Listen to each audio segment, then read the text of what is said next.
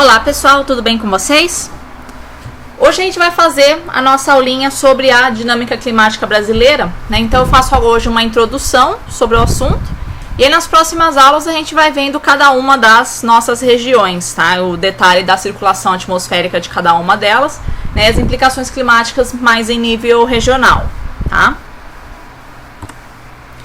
Então a contextualização do que seria o Brasil, né, como é que é o território brasileiro e o que isso vai ter a ver com a dinâmica climática brasileira, tá? Primeira coisa que a gente tem que lembrar é que o Brasil é um país bastante grande, né, um território bastante extenso e, via de regra, territórios bastante extensos vão ter uma diversidade paisagística bastante grande, né? Então uma diversidade litológica, geomorfológica, biogeográfica e climática também. Então é o caso do Brasil, né, um território bastante extenso e com uma diversidade climática bastante grande. Muito embora predominem aqui os climas mais tendendo a quentes, né, que seriam os climas tropicais, tá? Uma curiosidade, que não sei se vocês se recordam, é que o Brasil é o único país do mundo que é simultaneamente cortado pelo Equador e pelo Trópico de Capricórnio, tá? Então isso significa que ele tem uma vastíssima área dele englobada na região intertropical, tá? E isso faz com que a gente tenha, né, o simples fato de a gente estar numa região intertropical já garante pra gente uma insolação bastante alta ao longo do ano, na média, tá? E também uma probabilidade enorme de uma precipitação bastante elevada ao longo do ano também, tá? Então essas duas características vão marcar bastante o território brasileiro, né? Então um superávit energético bastante grande, tá? E uma precipitação bastante intensa, né, na maior parte do nosso território, tá? Então aí a gente tem aí o valor que eu coloquei para vocês, né? Então 94% do nosso território estaria na zona intertropical, né? O que pega essas terras que estão entre o Equador e o Trópico de Capricórnio e aquelas que estão além do Equador no hemisfério norte também, né? Não nos esqueçamos delas, tá?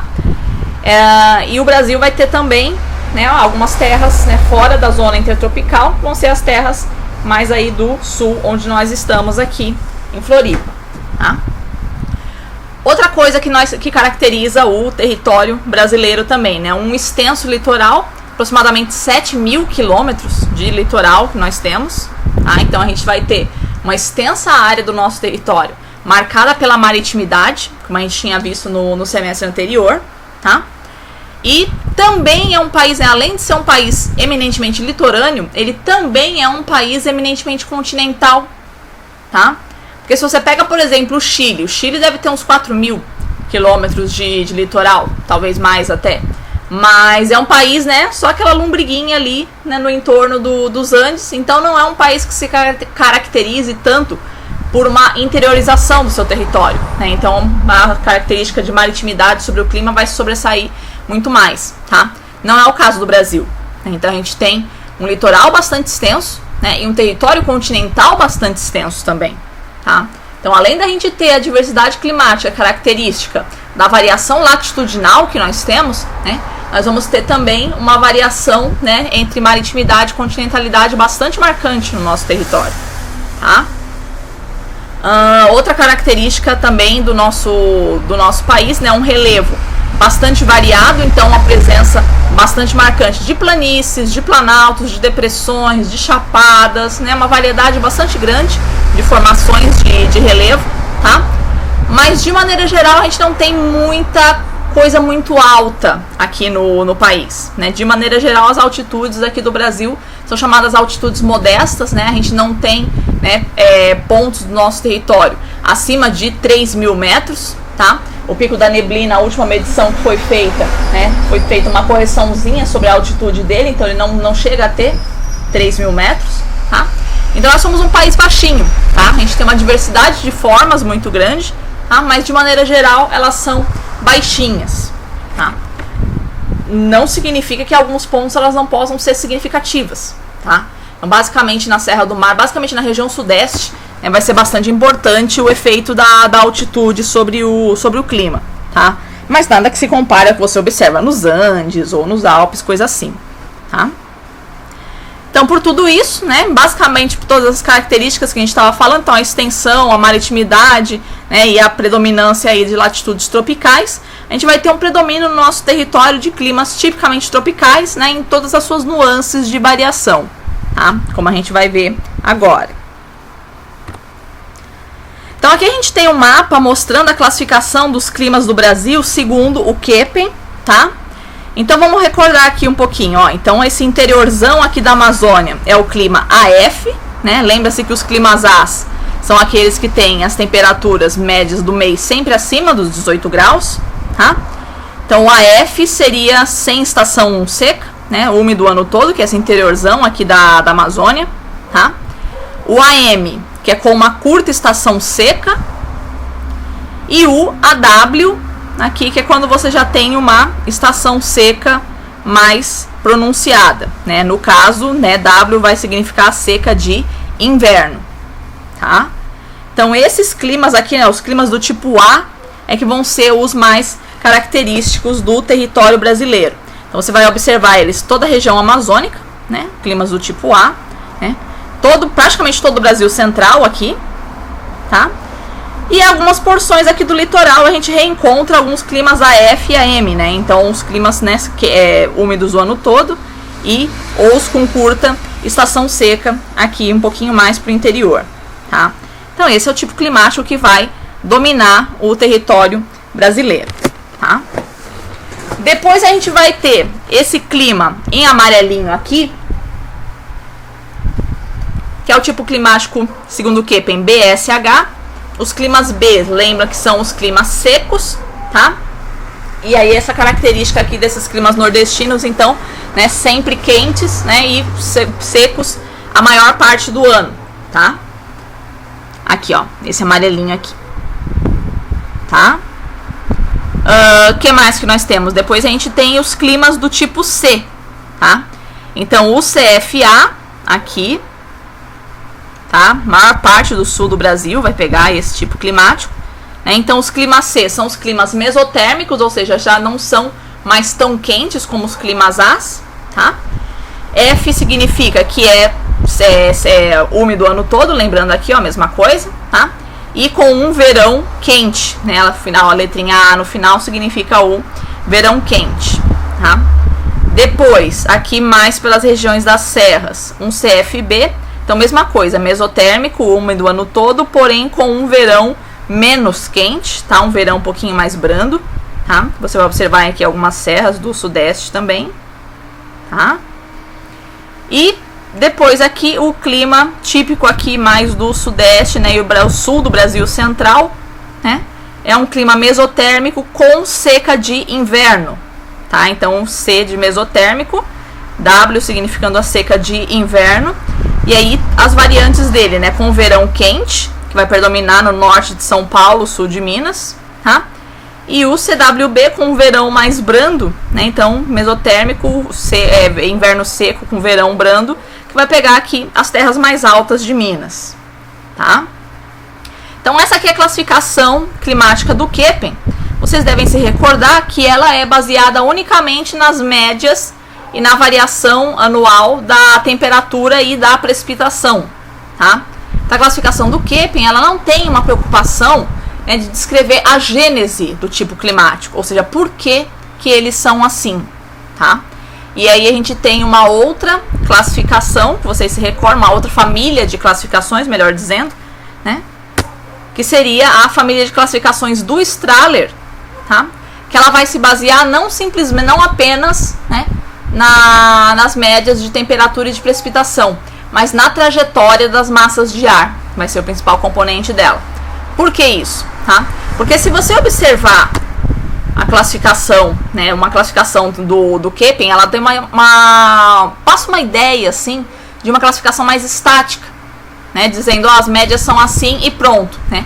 Mas eventualmente você pode ter, né, onde ele está dizendo que os verões são quentes, você pode ter um verão mais frio, tá?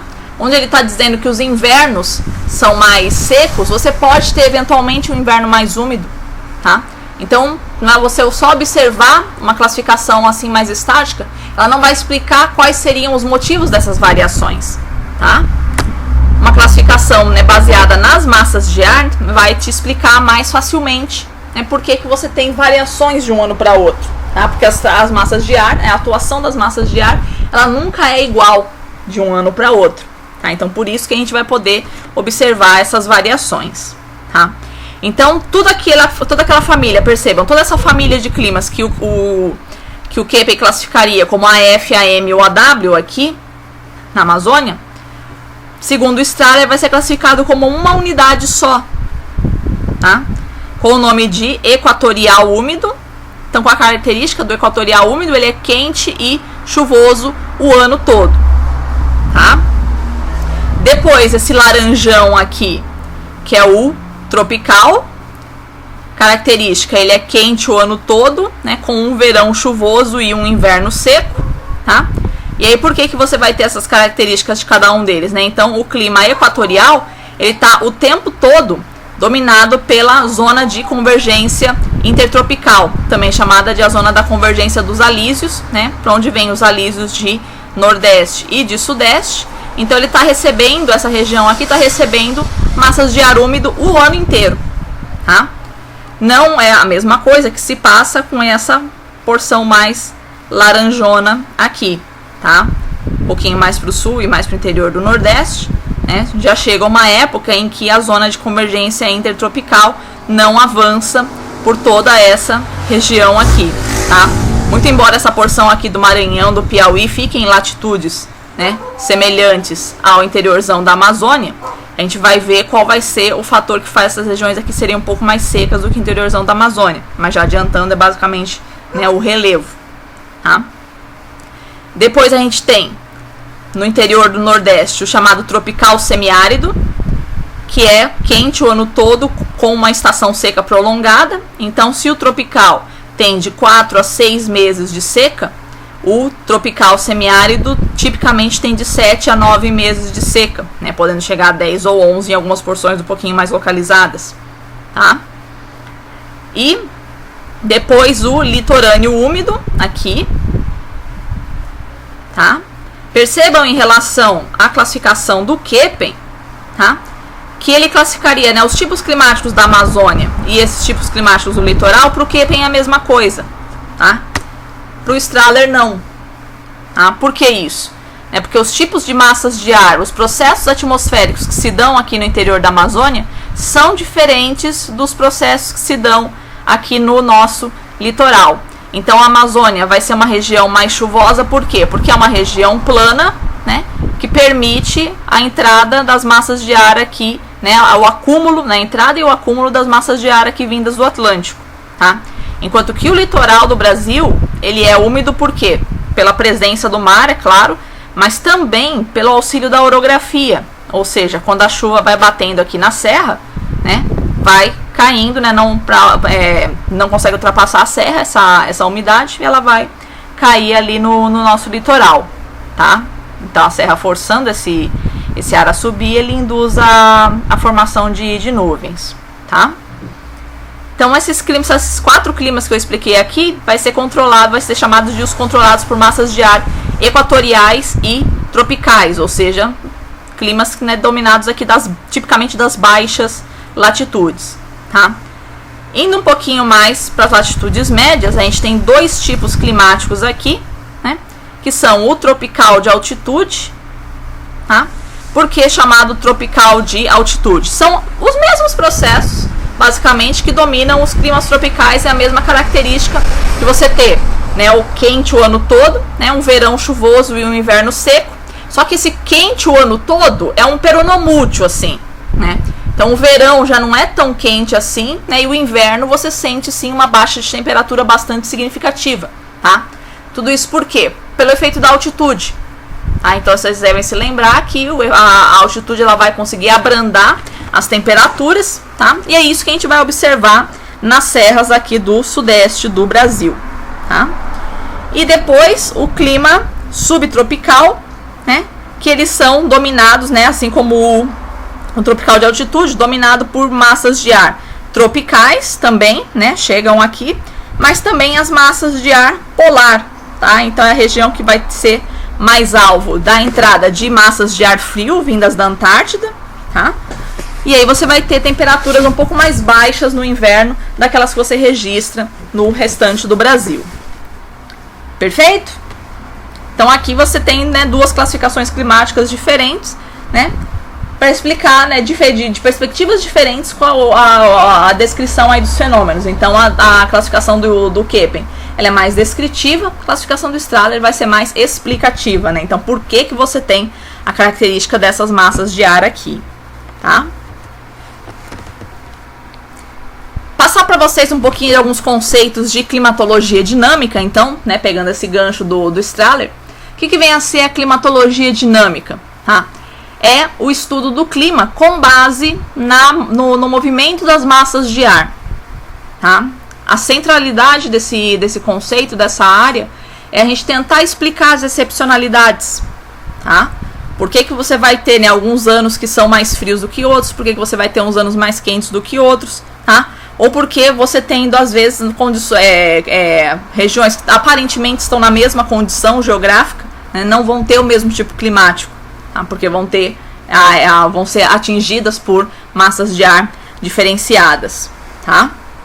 Então a gente tem esse estudo, né, essa aproximação maior que a climatologia geográfica fez em relação à meteorologia, vai facilitar bastante a gente conseguir entender as excepcionalidades climáticas, né, ou a persistência de alguns tipos climáticos, né, embora você possa ter condições geográficas diferenciadas. Tá? Então o que a gente vai estudar, né, em termos de dinâmica atmosférica? Né, o movimento das massas de ar e das frentes, tá? As regiões ciclonais e anticiclonais semipermanentes. O que eram as áreas ciclonais? Eram áreas de baixa pressão, né? E as áreas anticiclonais, zonas de alta pressão, que a gente chama de semipermanentes. Por quê? Porque a maior parte do tempo, né, em determinados locais, você sempre vai estar encontrando uma determinada característica, ou de alta ou de baixa pressão, tá? E aí vai ter uma diferença aí em relação à abordagem da meteorologia e da climatologia em relação à persistência desses fenômenos, tá? E também o que a gente chama de fenômenos extremos, que seriam os ciclones tropicais e extratropicais, tá? Mas que são perfeitamente habituais aí no sistema climático. Então, o movimento, né, fenômenos, né, relacionados ao movimento do ar, né, da circulação atmosférica, tá? Trago para vocês uma citação do Edmond Niemer, tá? O Edmond Niemer foi um exímio climatologista do IBGE que trabalhou durante as décadas de 60 e 70, produziu uma obra vastíssima, tá? Ele tem várias sacadas, várias compreensões bastante interessantes de climatologia que foram meio que esquecidas no meio climatológico brasileiro, tá? Tanto dele quanto alguns dos colegas e precursores dele no IBGE, tá? Que, de maneira geral, meio que se perdeu na climatologia brasileira, tá? Mas observem aqui uma coisa interessante que ele vai falar, tá? Pode parecer aos menos avisados que a climatologia dinâmica e meteorologia constituem uma única ciência. Entretanto, entre elas a distinção é bastante grande, não apenas entre os seus métodos de investigação, como também nos objetivos e resultados alcançados. Então ele está fazendo aqui uma diferenciação, né, entre a climatologia dinâmica e a meteorologia. Então a meteorologia vai estudar, né, o movimento da atmosfera. Ah, tá, a climatologia dinâmica também estuda o movimento da atmosfera. Né? Então qual seria, né, a diferença entre as duas? Ele está frisando aqui. Então a gente tem diferença nos métodos e tem diferença também nos objetivos e nos resultados, tá? Enquanto o meteorologista se interessa por massas de ar e frentes como problemas individuais que ele tem que enfrentar em seu trabalho diário, o climatologista dinâmico, conforme define Bergeron, usa-os como instrumento para explicar os fenômenos climáticos persistentes. Ele não está, como meteorologista, interessado em nenhum ciclone individualizado, mas sim na persistência de certos tipos de ciclones ou de frentes, em suas tendências a seguir certas trajetórias e em suas diferenciações ou analogias de uma região para outra, tá? Então, enquanto você vê uma previsão do tempo, ele vai falar assim, né? Ah, você tem aqui uma frente fria passando pelo nosso litoral, depois ela vai se desviar pelo oceano, Paraná, né? Então a previsão, ela está muito mais ocupada em descrever muito minuciosamente o quadro atmosférico naquele momento, tá? Mas que tem uma probabilidade muito baixa de se repetir exatamente naquelas condições, tá? Então a abordagem da climatologia dinâmica é um pouco mais diferenciada, né? Então por que ele está dizendo? Por que você tem, né, a persistência de certos tipos de circulação? Então, por que uma determinada massa de ar está sempre passando por ali, né? Ou passa por ali numa determinada época, tá? Ou por que você tem, né, um tipo de circulação numa determinada época e um outro tipo de circulação em outra, tá? Então não é cada fenômeno, né, cada chuva, cada ciclone, cada massa de ar, né? Não é esse o interesse da climatologia dinâmica. Então a gente pega essas massas de ar, esses ciclones, essas frentes num conjunto e tentando explicar por que elas vêm sempre mais ou menos com a mesma intensidade, ou porque elas podem variar, né, sempre mais ou menos naquela trajetória, ou por que elas podem variar, tá? Então, a média das condições, né, o comportamento habitual, vamos dizer assim, né, das condições de circulação atmosférica, tá? Em suma, está interessado em outra feição da circulação atmosférica, compreender o porquê de certos anos serem mais úmidos ou mais frios do que outros, tá? Então, uma vez que a gente compreende o porquê que você tem uma circulação habitual, tá? Fica mais fácil a gente compreender porquê que às vezes pode fugir desse habitual, tá? Aqui a gente tem uma representaçãozinha das massas de ar atuantes no Brasil. Vamos recordar então a massa equatorial atlântica, aqui, a massa equatorial continental, massa tropical atlântica, massa tropical continental e a massa polar atlântica, tá? Vocês lembram então das características de cada uma delas e as suas áreas de atuação que são demonstradas aqui no mapa. Aí aqui a gente faz uma descrição então de cada uma dessas massas, né? Então a região equatorial ela é marcada pelos alísios de sudeste e de nordeste no Atlântico, tá? Os alísios de sudeste provenientes do anticiclone de Santa Helena, que é uma região daqueles anticiclones semipermanentes que fica no meião ali do Atlântico Sul, tá? E os alísios de nordeste vão vir do anticiclone de Açores, né? Mais um anticiclone semipermanente que fica no hemisfério norte, tá? Então os anticiclones, áreas de alta pressão, então o ar é divergente deles, ou seja, o ar sai deles indo em direção ao Equador. Então do Açores ele vai em direção ao Equador, né, sentido sul, tá? E de Santa Helena ele vai em direção ao Equador, sentido norte, tá? Então, esses ventos aí que saem desses anticiclones é que são chamados de alísios, tá? Os alísios de sudeste do Pacífico também, que não vão pegar grande coisa no nosso território, tá? E a planície amazônica, que é formadora de massas de ar também, né? Um território bastante vasto com pouca variação de altitude, assim, tá? Então, quais são as massas de ar que nós temos aí atuando, né, massas de ar aqui na região equatorial do Brasil? A gente tem a massa equatorial atlântica, que é formada pelos alísios aí do Atlântico, ou seja, eles vêm, são as que vêm do norte, né, dos Açores, né, do anticiclone dos Açores. Então, trazendo o quê? Bastante chuva aí para a região, tá? São águas tipicamente quentes, né? Os alísios eles vão trazer aí bastante chuva aí pro litoral aí do norte e do nordeste, tá? Depois a gente tem a massa equatorial continental, que é o acúmulo desses ventos alísios sobre a bacia amazônica, tá? Então a bacia amazônica vai ser literalmente uma bacia, né? Uma região mais rebaixada, circundada por terras altas, que vão ser o Planalto das Guianas, os Andes e todos aqueles complexos aí do Planalto brasileiro. Então ela é literalmente uma bacia, tá? E aí esses alísios de nordeste adentrando ali na região amazônica, eles vão se acumulando, tá? E auxiliados pela forte insolação da região que você vai ter durante o verão, né? Isso vai produzir aí chuvas abundantes que podem se espalhar por praticamente todo o território brasileiro, tá? Muita gente vai dizer que a região amazônica ela é chuvosa por conta da presença da floresta. Isso é totalmente incorreto, como a gente já viu isso semestre passado, tá? Então é uma região chuvosa por quê? Porque é uma região plana, né, circundada por terras altas, né, e que é invadida por essas massas de ar, por essa massa de ar aí, né, esse acúmulo, né, dos alísios de nordeste, tá? Então a vegetação ela é uma consequência do clima da região, ela não é a causa, tá? Muito cuidado com isso. E o Niemeyer, ele realmente sublinha bastante isso ao longo da obra toda dele, mas parece que a gente realmente se esqueceu disso, tá? Depois a região tropical, né, marcada pelos alísios de sudeste e de nordeste no Atlântico, né, mesma coisa do anterior, tá? Porém, a região tropical, ela, eventualmente, ela é atingida pelas massas de ar polares também, tá? E aí, quais vão ser as massas de ar que nós temos aí nessa região? A massa tropical atlântica, tá? Que vai ser formada pelos alísios de sudeste no Brasil, tá? Pegando basicamente todo o nosso litoral, nordeste, sudeste e sul, tá?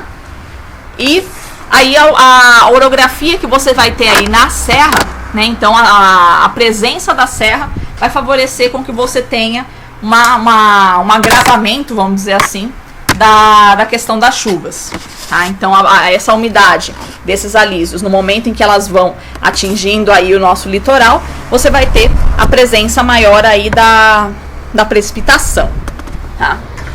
Depois a gente tem uma massinha bem menor, tá? Que é a massa tropical continental, que ela não se forma no território brasileiro, tipicamente, tá? Ela se forma como? Tá? Ela é o resultado da subida da massa tropical continental, da massa polar atlântica, tá?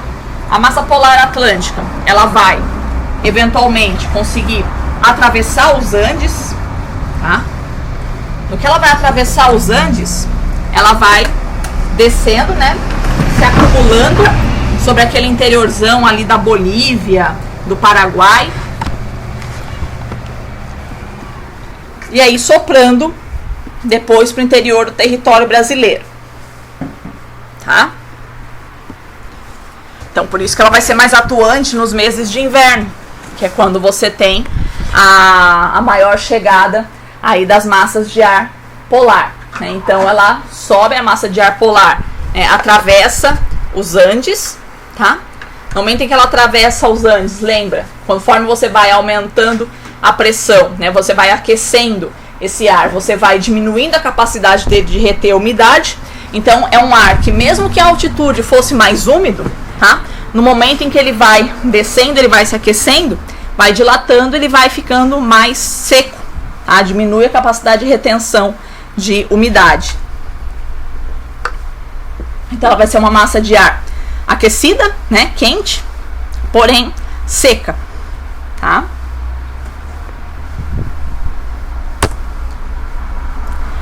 Por fim, a gente vai ter as massas de ar polar, né, a região subtropical do Brasil, mais marcada pelas massas de ar polar. Então a gente tem a massa polar atlântica, que ela na verdade, ela vai ser uma filha da massa antártica, tá? Então a massa antártica, que eu coloquei aí a MA, que é a precursora da massa polar atlântica e da massa polar pacífica, ela se origina na Antártida, tá? Já na área continental da Antártida, e começa a viajar para o norte. No que ela chega ali naquele rabichinho, no finalzinho ali da América do Sul, na Terra do Fogo, tá? Ela vai se desmembrar em dois ramos, né, que vai ser a massa polar atlântica e a massa polar pacífica, né, cada uma percorrendo um oceano, tá? À medida então que ela vai atravessando o Atlântico e o Pacífico, ela já vai perdendo as suas características de massa tipicamente antártica, né? Então ela deixa de ser tão fria assim e vai ganhando umidade, tá? A massa polar pacífica, ela não vai chegar incólume ao nosso território, ela vai eventualmente atravessar os Andes e se transformar na massa tropical continental, tá? Mas a massa polar atlântica, ela consegue sim, né, chegar ao nosso território, se dividindo naqueles três ramos que a gente tinha visto, né? Um percorrendo o litoral, outro percorrendo mais o Brasil central e outro chegando até no interiorzão da Amazônia, tá? Tá difícil o trânsito aqui na frente de casa hoje, meu Deus.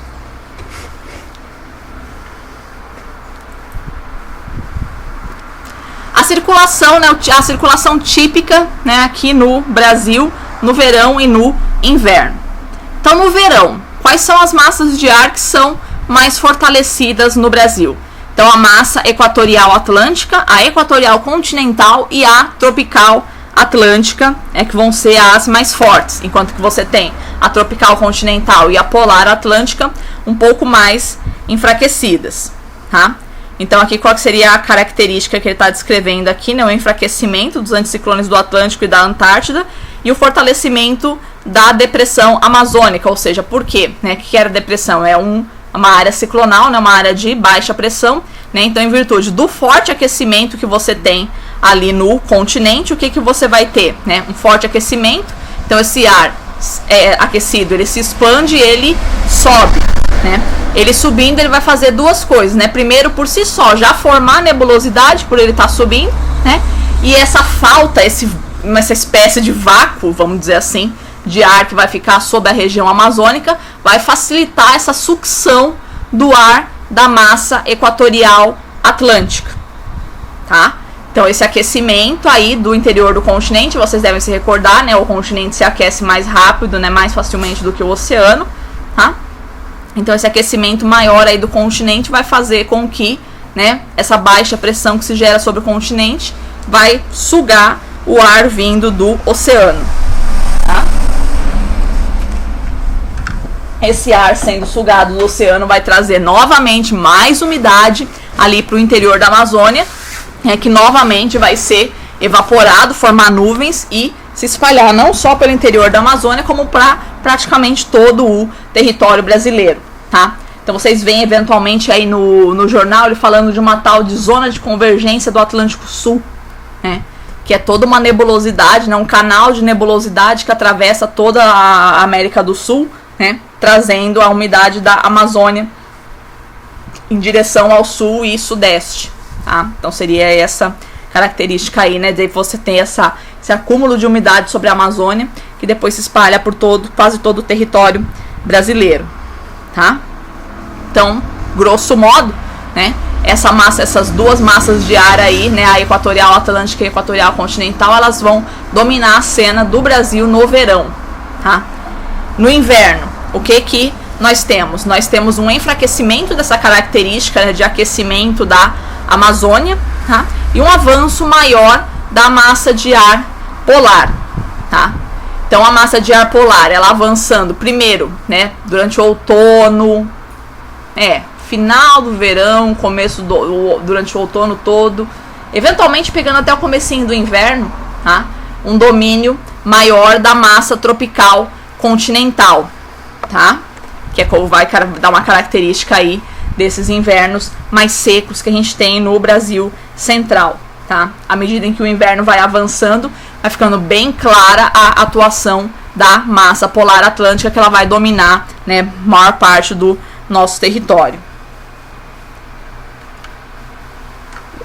Isso que a gente tem nesses outonos mais secos que nós temos, né, característicos que você tem essa massa de ar tropical continental dominando o nosso território, é chamado de veranico.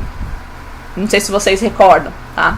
Se vocês pegarem aí o que está passando aí nos jornais esses dias, está passando muito mais Dilma, mas enfim, né, de vez em quando a gente presta atenção ainda sobre a previsão do tempo, tá?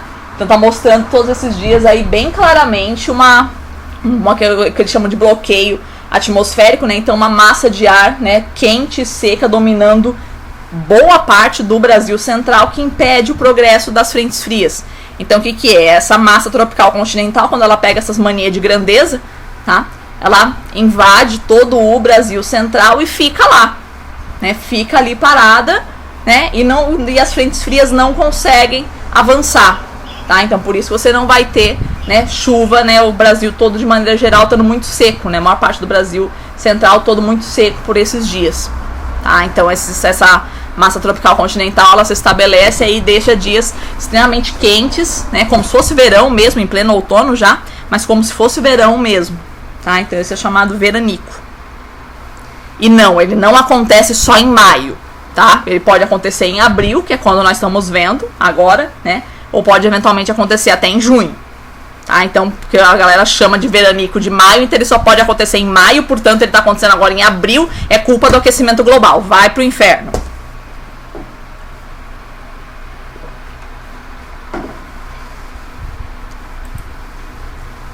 Aqui, né, uma carta meteorológica, demonstrando aqui a característica típica aí, né? Peguei um mês de janeiro, tá? Você consegue baixar essas cartas no site da Marinha, né? São geradas 2 vezes por dia, tá? Então essa aqui seria a circulação típica aí de verão do Brasil, né? Então toda uma região aqui de baixa pressão sobre a maior parte do território brasileiro, tá? Então esse forte aquecimento que você tem aqui sobre a região amazônica, tá? E depois se estendendo para o restante do Brasil, tá? A zona de convergência intertropical aqui, ó, avançando para dentro do nosso território, tá? Então a convergência dos alísios, ó, os alísios de nordeste vêm para cá, os alísios de sudeste vêm para cá, né? Então a zona de convergência intertropical já um pouco mais pronunciada sobre o hemisfério sul, tá? Avançando aqui para dentro do território brasileiro, tá? E algumas frentes frias aqui, meio que perdidas, né? Algumas já bastante oclusas aqui, mas nada muito significativo, né? Para atingir efetivamente o território continental, tá? Só algumas frentezinhas aqui mais fraquinhas, né? Algumas já com oclusão, tá? A maior parte aqui já dispersas pelo oceano, sem chegar até aqui. Tá? Então essa é a situação típica de verão. Aqui nós já temos uma situação típica de inverno, ó. Percebam quanto a coisa parece bem mais bagunçada, tá? Ó, a zona de convergência intertropical bem mais para o norte, em comparação com a imagem anterior, ó. Ô, droga. Ó. Aqui. Isso aqui no verão. E aqui no inverno, né? Então, conforme você vai tendo avanço dessas altas pressões aqui, tipicamente polares em direção ao Equador, né, a zona de convergência intertropical, ela também vai mais para o norte, tá? E aí uma sequência, né, de vários ciclones extratropicais daqui, olha esse daqui que é enorme, uau! Né? A sequência aí de vários ciclones extratropicais aqui, tá? E aí o rabicho dos ciclones extratropicais é o que a gente chama de frente fria, tá? Então a gente tem uma proliferação deles no inverno, né? Você vê que eles vêm praticamente encadeados aqui em sequência, tá? Eventualmente eles conseguindo subir mais e atingindo o território brasileiro, tá? Então essa seria uma situação aí típica de inverno. Então essas baixas pressões amazônicas aqui bastante reduzidas em relação ao que você tinha no verão, ó. Tá? E o avanço maior aí das massas de ar polares, tá? E uma atividade maior de ciclones extratropicais. Perfeito? Aí agora, então, a gente estava falando da circulação básica das massas de ar, e agora a gente fala da chamada circulação secundária, né? Que seriam partes das massas de ar, né? Que é o que a gente chama de frente, que é literalmente a frente da massa de ar. É como se fosse o primeiro pelotão do exército, né? Imagina sempre as massas de ar como 2 exércitos ou mais, né? Se tiverem mais massas de ar envolvidas aí na briga, né? A frente vai ser esse primeiro pelotão, aí o pelotão de show, o choque que vai ter entre as massas de ar diferentes. Tá? Então essa que é a definição mesma de frente, aí numa linha de choque entre duas massas de ar de temperaturas e componentes diferentes, tá? Então pode ser uma seca e uma úmida, ou então uma quente, uma fria, tá? Sempre que você tiver, né, choque de massas de ar diferentes, você vai ter aí uma mudança de tempo, tá? 2 conceitos em relação à frente também, né? O conceito de frontogênese e frontólise. Gênese, você deve se lembrar, vai ter a ver com formação, tá? Então a gente chama de frontogênese, processo de formação de uma frente, e frontólise, lise é quebra, tá? Então vai ser a dissipação, vai ser a morte da frente. Então a gente estava falando que a massa tropical continental, por exemplo, ela é originada da frontólise da massa polar pacífica, né? Então a massa polar pacífica, na hora que ela transpõe os Andes, ela vai perder totalmente a sua característica de massa de ar frio, tá? Começa a se dissipar, começa a gerar mais turbulência, né? Mas aí na hora que chega naquele miolão ali da Bolívia, ela se acumula formando uma nova massa de ar, né? Então a partir da frontólise da massa polar pacífica, você tem a formação da massa tropical continental. Só para explicar, né, a diferença de frontogênese e frontólise, tá? Uma coisa bem marcante, né, uma frente importante bastante no nosso território, vai ser a chamada frente polar, tá? Que é aquele rabichinho dos dos ciclones extratropicais que a gente tinha visto nas cartas meteorológicas, tá? Então ela se desloca numa direção noroeste-sudeste, tá? Então é nessa diagonal noroeste-sudeste que ela vem, tá? Como a gente tinha visto na imagem, né? Formando áreas de baixa pressão, né? Sempre a zona, né, de descontinuidade de uma massa de ar para outra é uma baixa pressão. Por quê? Porque a massa de ar ela é sempre uma alta pressão, né? A diferença sempre entre duas altas pressões, a gente vai ter ali um vale, né, uma baixa pressão, que é a chamada linha da frente, tá? E conforme ela avança, né, uma massa de ar frio avançando sobre uma massa de ar quente, o que vai acontecer? A massa de ar frio vai provocar a subida violenta da massa de ar quente, tá? Então, quando você tem, por exemplo, uma massa de ar quente avançando sobre uma massa de ar frio, a gente já tinha visto isso no semestre passado, a massa de ar quente vai subir, porém de forma menos violenta, tá? De forma um pouquinho mais suave, né, mais lenta, né, provocando uma chuva mais leve e contínua. Quando você tem o contrário, que é uma massa de ar frio avançando sobre uma massa de ar quente, a quente vai subir por cima da massa de ar frio da mesma forma, só que mais rapidamente, tá? Nisso, mais rapidamente, você vai ter uma formação mais rápida de nuvens, tá? E uma precipitação mais violenta também, tá? Então você tem uma rápida mudança do vento, a rápida formação da precipitação, né? E a rápida, né, aquele pancadão de chuva de uma vez, né, que cai de uma vez e refresca bastante aquele calorão, tá? Então normalmente você vai ter, né, esse dia anterior à frente, são dias muito quentes, tá? Que a gente chama de aquecimento pré-frontal.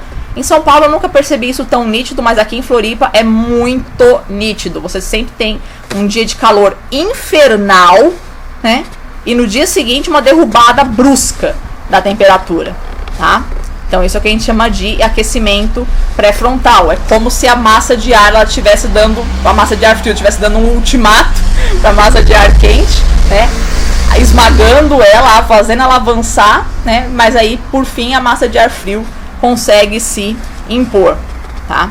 Então aqui os fenômenos aqui descritos, né, quando você tem a chegada da frente polar, né? Então uma acentuada mudança de vento, então começa a soprar aqui no caso um vento sul, né? Uma chuva forte, né, que foi provocada pela rápida ascensão da massa de ar quente, tá? Nuvens baixas e escuras, né, bastante densas, visibilidade reduzida, tá?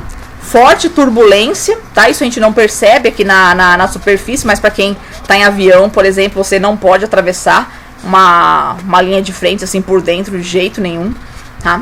E a possibilidade de formação de granizo e de trovoadas, especialmente se ocorrer isso no verão, né? A chegada de uma frente fria no verão vai ser especialmente formadora de granizos e trovoadas, tá?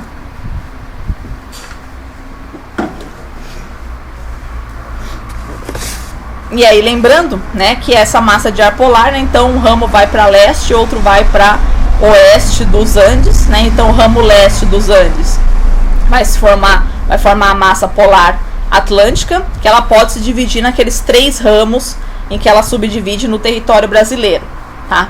E o ramo oeste, né, ele pode transpor os Andes e formar depois a massa tropical continental.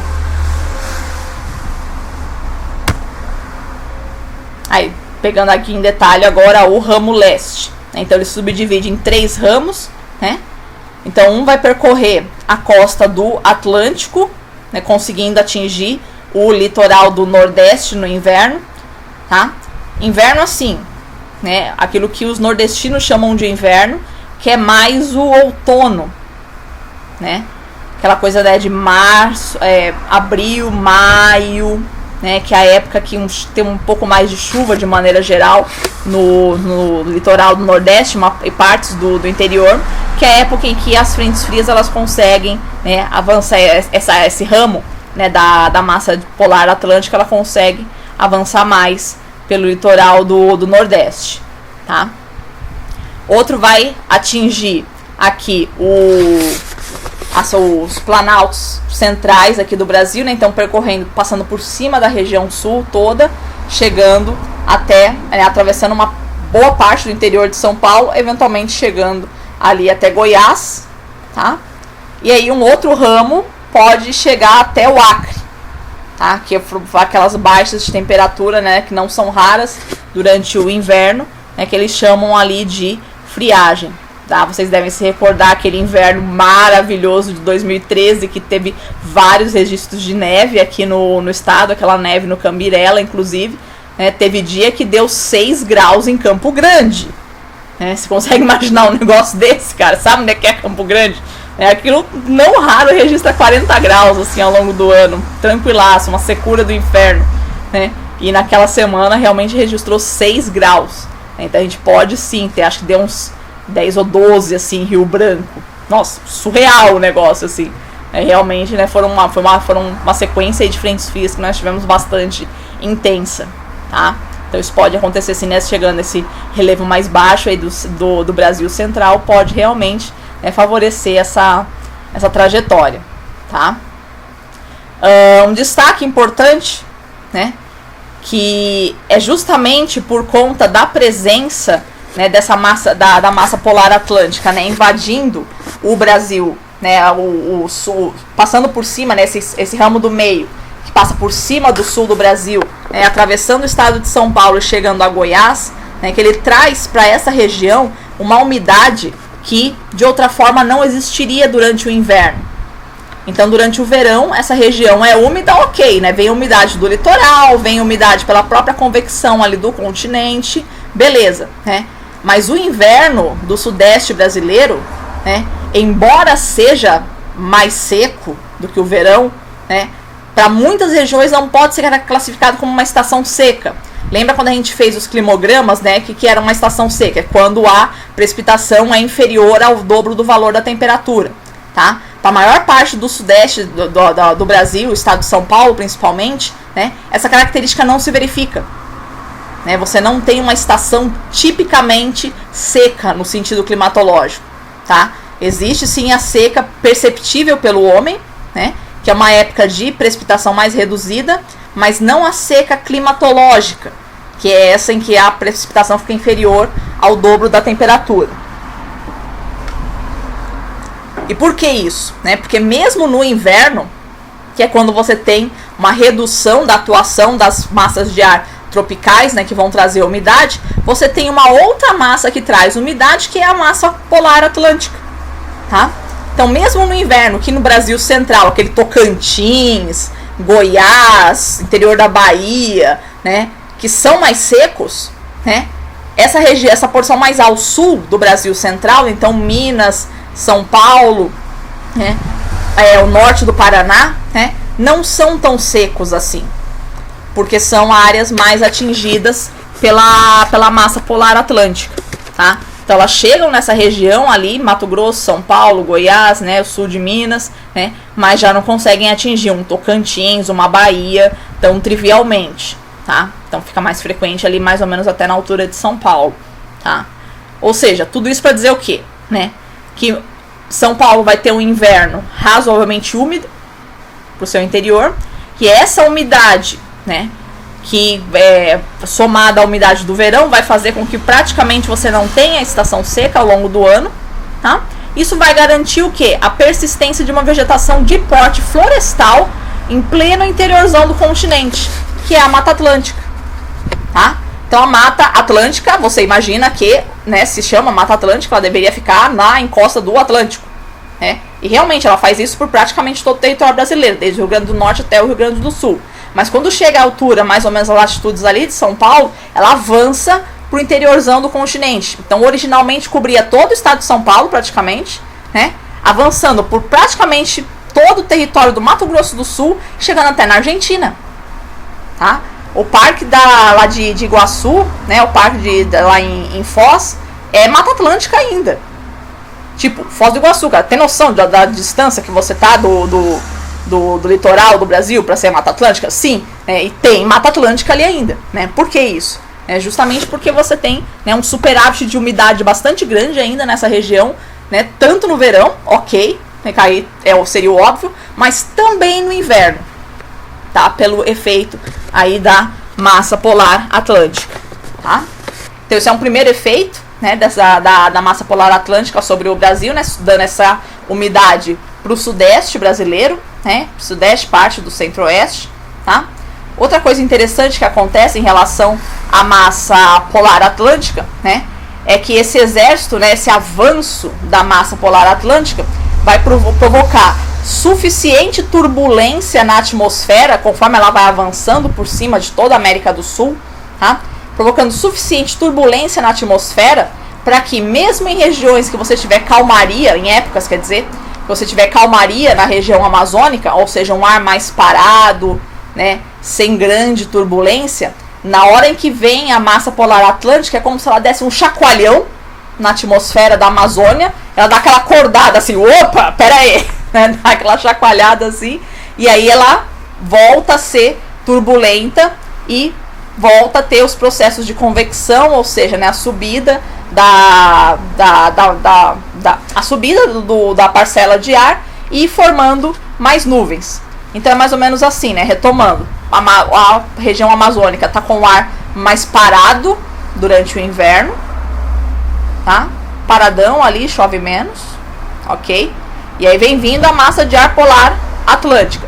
Trum, trum, trum, trum, trum, trum, trum. Na hora que ela vai conseguindo, chegando perto, não precisa chegar lá, né? Basta ela ir chegando um pouco mais perto, avançando, que ela já vai gerando uma sequência de turbulências na atmosfera que conseguem chegar até a Amazônia, tá?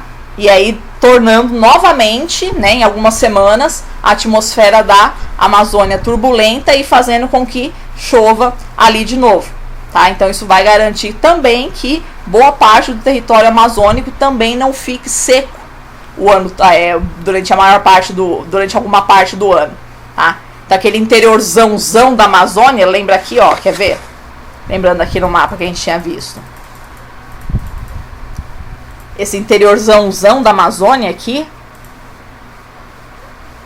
ó, dois motivos então para ele ser, né, uma região mais úmida. Primeiro que aqui a gente já tinha visto, né, já está começando a subir os Andes, tá? Então a umidade que vem aqui do litoral, né, do Atlântico aqui, né, vai se acumulando aqui bastante, né, provocando aqui já um resquício de chuvas orográficas aqui por essa região, né? E segundo, ó, a massa de ar polar atlântica, né, na hora que ela subindo aqui, ó, ela vai gerar todo um turbilhonamento nessa atmosfera aqui, que vai fazer com que você tenha, né, a produção de nuvens numa atmosfera que outrora seria, né, de outra forma seria um pouco mais estável, tá? Então, graças a ela, você tem, né, duas porções importantes do interiorzão do Brasil, né? Então, essa altura aqui de São Paulo, né? São Paulo, norte do Paraná, que já estão razoavelmente distantes do litoral, tá? E esse interiorzão aqui da Amazônia, né? Então, áreas plenamente continentais, assim, mas que mesmo assim são extremamente úmidas, tá? Em função aí, né, desses efeitos, esses dois efeitos aí da massa polar atlântica, tá?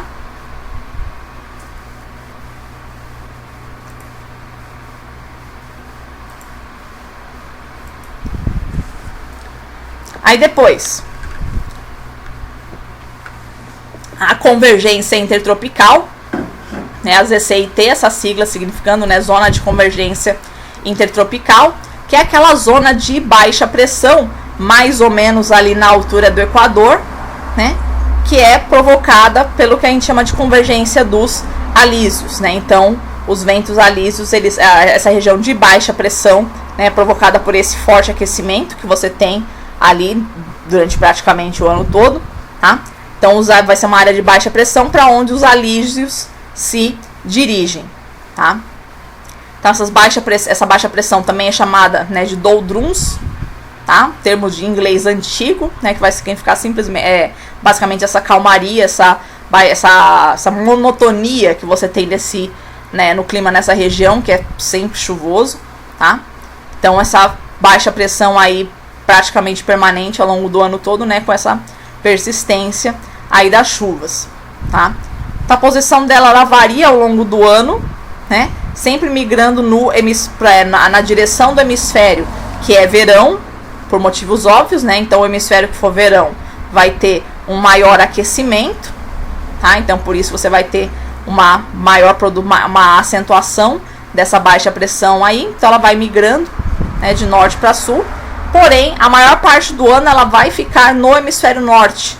Então, mesmo quando ela migra para sul, que é o verão do hemisfério sul, ela dificilmente realmente ultrapassa o Equador. Vai ficar efetivamente no hemisfério sul, tá? A maior parte do ano ela vai ficar no hemisfério norte, né? Vocês já devem estar carecas de saber por que isso acontece, né? Sempre o velho mantra que a gente repisa, né, de que o hemisfério norte tem mais continente do que o hemisfério sul, né? Então o aquecimento do hemisfério norte é mais rápido do que o aquecimento do hemisfério sul. Então a hora que o hemisfério sul finalmente começa a se aquecer, já está praticamente acabando o inverno, ou praticamente acabando o verão, né? Já começando o inverno, né? E aí recomeçando o verão aí no hemisfério norte. Então a zona de convergência intertropical volta aí pro norte. Então aqui, ó, como a gente tinha visto aqui nas cartas, ó, aqui essa é a situação de verão, ó. Então, ó, o Equador ele passa aqui, ó o zero aqui, ó. Então mesmo no verão ela fica praticamente no hemisfério norte, tá? No inverno, então, nem se fala, ó. No inverno, ela tá claramente aqui, essa área mais chuvosa aqui, claramente no hemisfério norte, né? Mas mesmo no verão, que ela dá uma avançadinha pro sul, mas a maior parte dela, né, a maior parte do tempo, vai ficar ali no hemisfério norte, tá?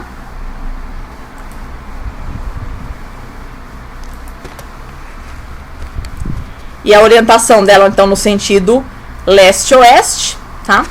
E aí, eventualmente, entre janeiro e abril, ela dá uma contorcidinha aí, adentrando pro interior do Nordeste, que é o que vai provocar, né, chuvas no Nordeste nessa época. Aqui, ó.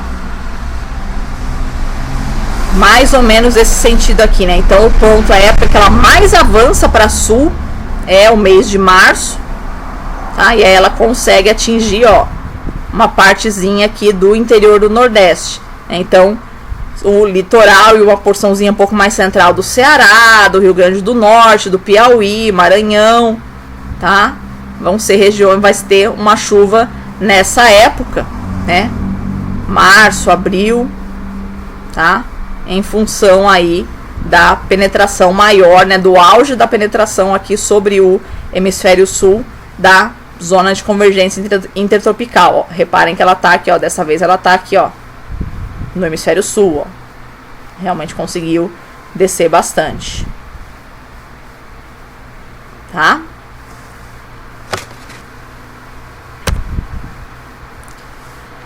Certo até aqui, crianças? Então eu passo aqui para vocês, né, um exercicinho, né, uma sugestão de exercicinho.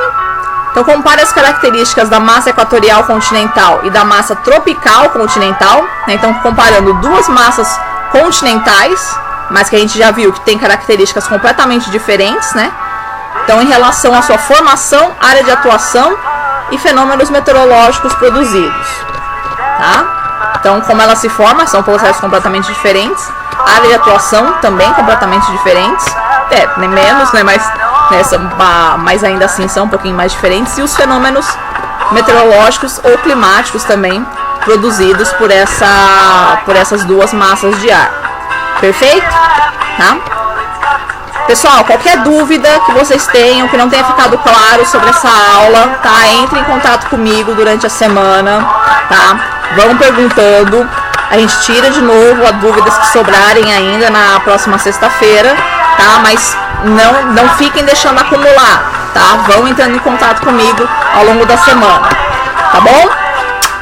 Beijinhos, crianças, estudem, juízo, até!